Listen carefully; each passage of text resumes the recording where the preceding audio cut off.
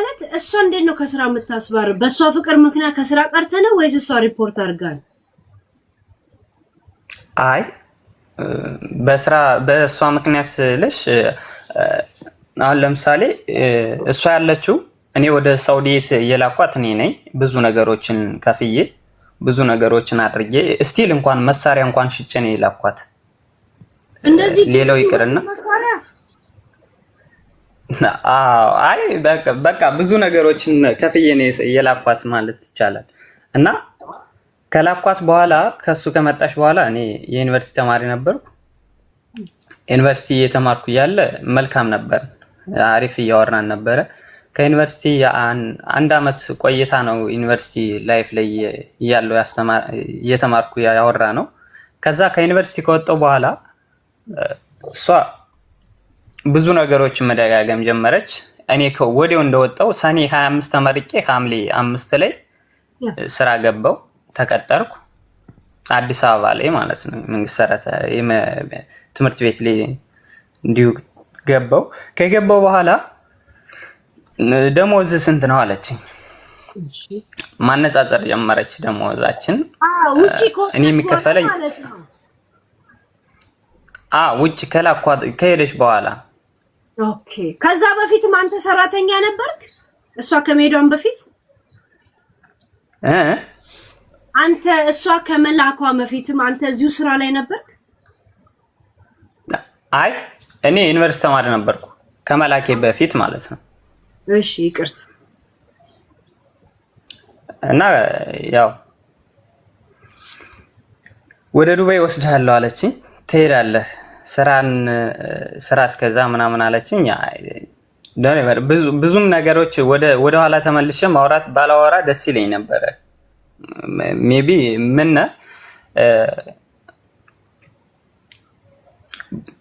ባልተገባ መልኩ አታክ አድርጋኛለች።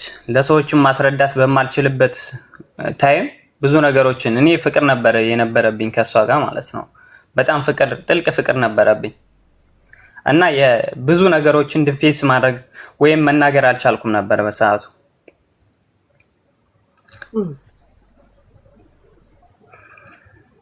እና ያንን ነገር በውስጥ ሳስበው ብዙ ነገሮችን እሱም ብቻ አይደለም ስራዬን ብቻ ማሳጣቷ አይደለም ስራዬን ብቻ ማሳጣቷ ሳይሆን ቤተሰቦችንም ያሳጣችኝ። እና ይሄን ሁሉ አድርጋ ግን የራሷን ህይወት ነበር ስታመቻች የነበረው ኢጃዛ ላይ ወጣ ማለት ነው። ግን ቤተሰብንም ስራንም እሷን በማሰብ ራስ ተዘናግተ ነው ያጣህ ወይስ እሷ ዳይሬክትሊ ገብታ ነው ያሳጣች? አይ ቲንክ ቤተሰቦችን ያጣሁት የሆነ መሳሪያ የገዛነው መሳሪያ ለሁለት ነበረ ከብራዘር ጋር ማለት ነው። እና ያንን መሳሪያ ብድጋር እየሽጬ የሰጠዋት በራሴ ፍቃድ ነው፣ ዝም ብዬ ማንንም ሳላስፈቅድ ማለት ነው። ከዛን ታይም ጀምሮ ከቤተሰብ ጋር ተጣላን፣ ወጣሁ። ከቤተሰብ ጋር ከተራራኩ እንኳን 7 አመት ሞልቶኛል ስቲል ማለት ነው በዛ ምክንያት። እና ሂጃል አቅም አሁን ላይ ሆምለስ አድርጋኛለች በዛ ምክንያት፣ ወርክለስ አድርጋኛለች።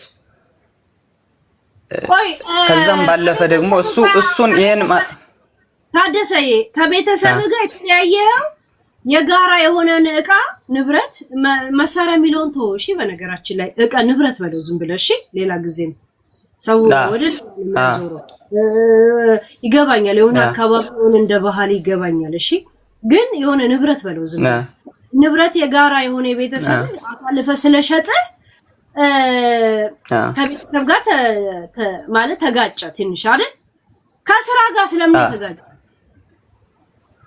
ከስራ ጋር ወደ ዱባይ ወስደሃለሁ ብላኝ ፕሮሰስ እንትን የሆነ የልደት ካርድ ማውጣት ጀመርኩ። ፓስፖርት ምናምን አውጣለችኝ። ከዛም በኋላ ያንን ፓስፖርት ምናምን እያስተካከልኩ እያለ እሷ አይዞ በርታ ትመጣለህ፣ በ21 ቀን ውስጥ አስጨርስልሃለሁ፣ 100 ሺህ ብር አዘጋጅ ትለኛለች። እሺ እላታለሁ። 100 ሺህ ብር አዘጋጃለሁ ምናምን እላታለሁ በዛን ታይም ማለት ነው።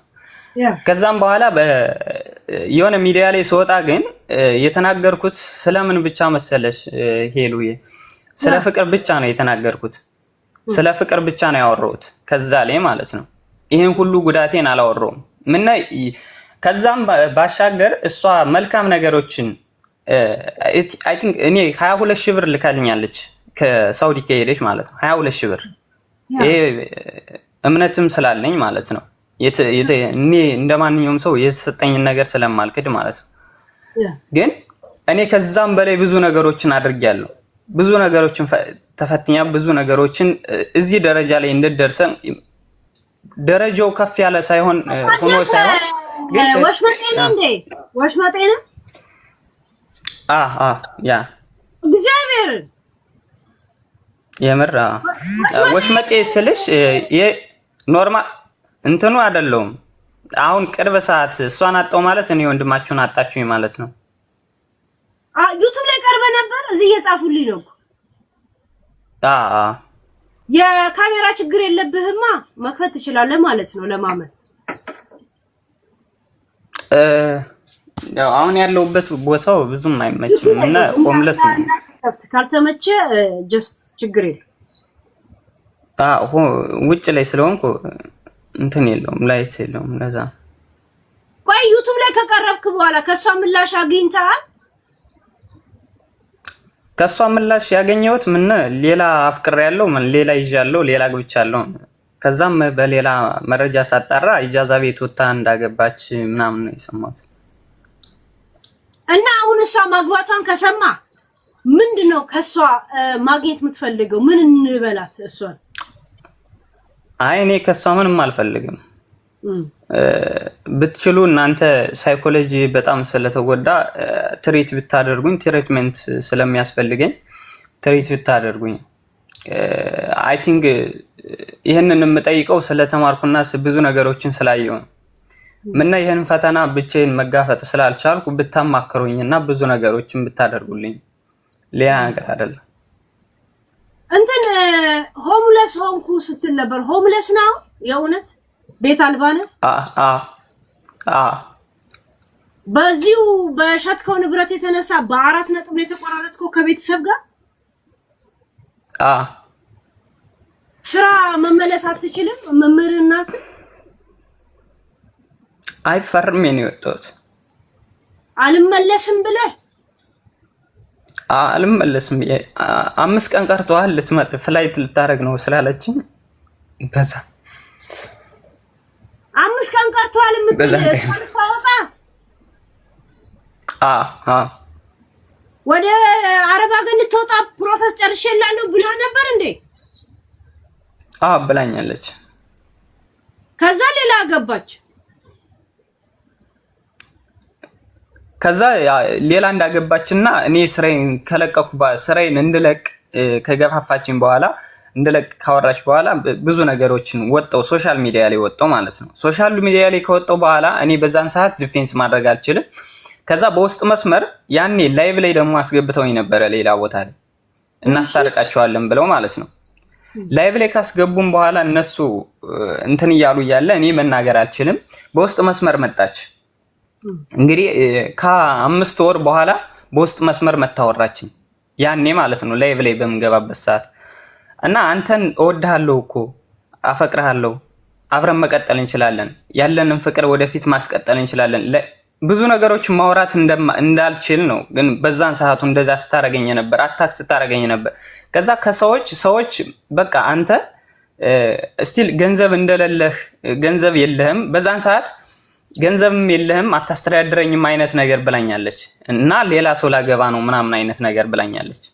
ምንና የሚከፈልህ ብር 11500 ብር ነው፣ እሱ ብር አያስተዳድረኝም ብላለኝ።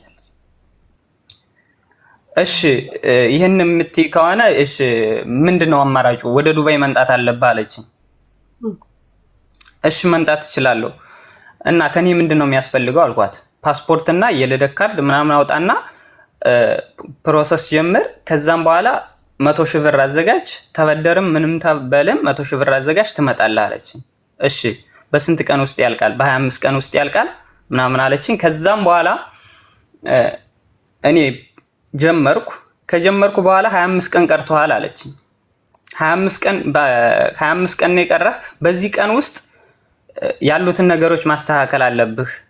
ወደዚህ ስትመጣ ብዙ ነገሮች ያስፈልጓል ምናምን አለችኝ። እሺ አልኳት።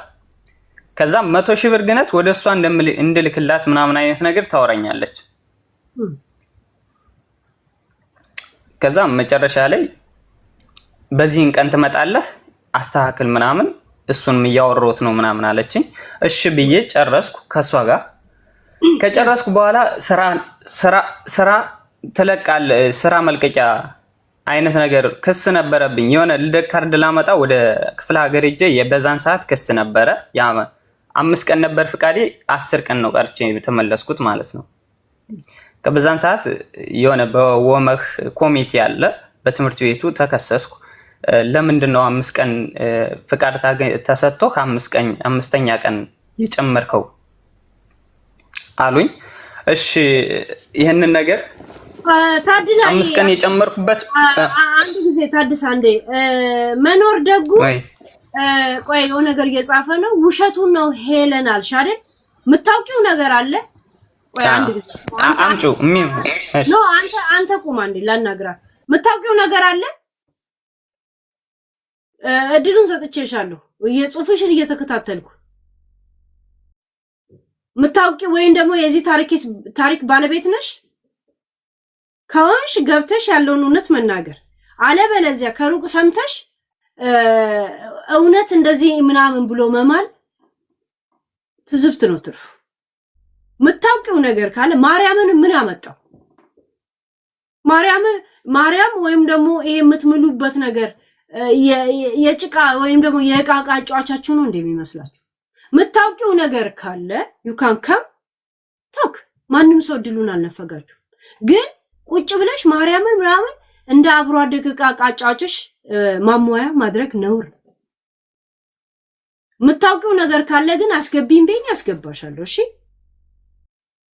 እሺ ያ አንድ ሰው መጥቶ እርዳታ ሲላችሁ ማውራት መፈለግ ይፈልጋል። ማውራት በቃ አንድ ሰው ሳያወራው ሲቀር ሁሉ ቀን ሆዲ ቢሰውና አልቃሻ ሊሆን ይችላል።